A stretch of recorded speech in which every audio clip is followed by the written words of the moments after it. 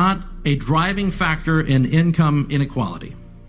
Because it has nothing to do with race and everything to do with culture. And when you have a culture that doesn't, and when, you know what? Explain to me. You explain to me why black kids aren't graduating high school.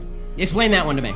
Explain to me why black kids are shooting each other in rates significantly higher than whites are shooting each other. Explain to me why 13% of the population is responsible for 50% of the murder. Explain to me why the number of black kids in prison, not for innocent reasons, not for walking down the street and getting pulled into a prison, is so high. Explain, if it has nothing to do with culture, explain to me why the single motherhood rate in the black community jumped from 20% to 70% in the same course of time that the civil rights movement has made such tremendous strides. Is America more racist now than it was in 1960? And if it is, please explain to me how that happened. I look at the Baltimore uprisings, and it's more than just riots, right? I hate the idea when you say thugs and riots, right? White people riot as well. When y'all win Super Bowls 2 years in a row, y'all get off the hook. Don't make it seem like it's just Baltimore getting upset. I'm offended by the language of uprising applied to people who are breaking into other black people's stores and looting them. This is a lack of values, and people who are destroying private property, destroying cop cars, in an uprising against what exactly? Against the black police chief, against a mostly minority police force, against the black mayor, against the black president, against the black attorney general, against against a city council that is 9 of 15 are black and all 15 are elected Democrats. What is the uprising against? What is it seeking to achieve? I still don't see what exactly the riots are seeking to achieve. Bottom line is, this is all. It all could be boiled down to just act like a mensch.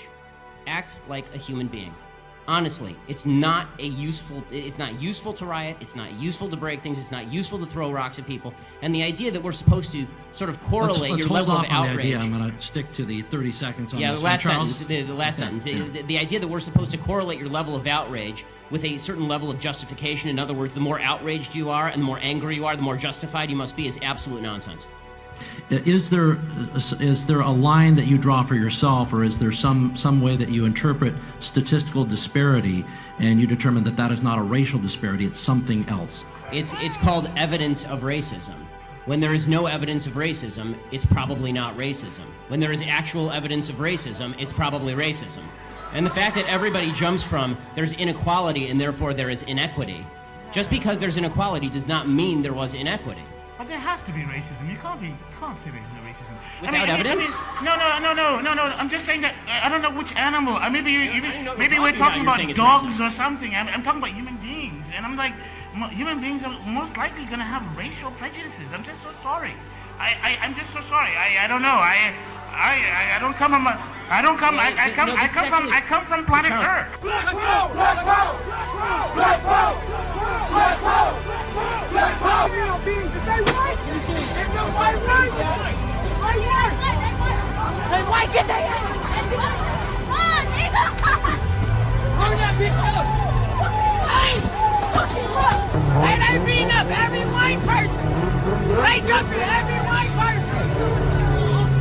Man, no white person come down Sherman! He white! Beat his shit! Bitch! That's what it's called!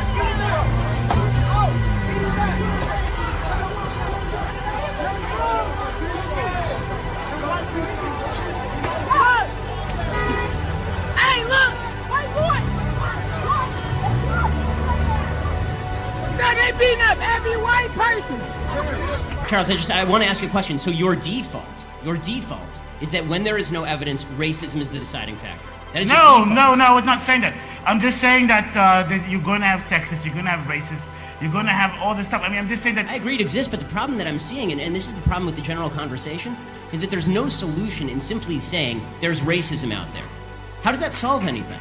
I mean, when you talk about there's institutional racism, what does that mean? Show me a law that is racist in intent, and we will agree. Show me a police officer who commits a racist act like we saw in South Carolina, right, where a police officer shot a black man running away and it was obviously unjustified, and I will agree.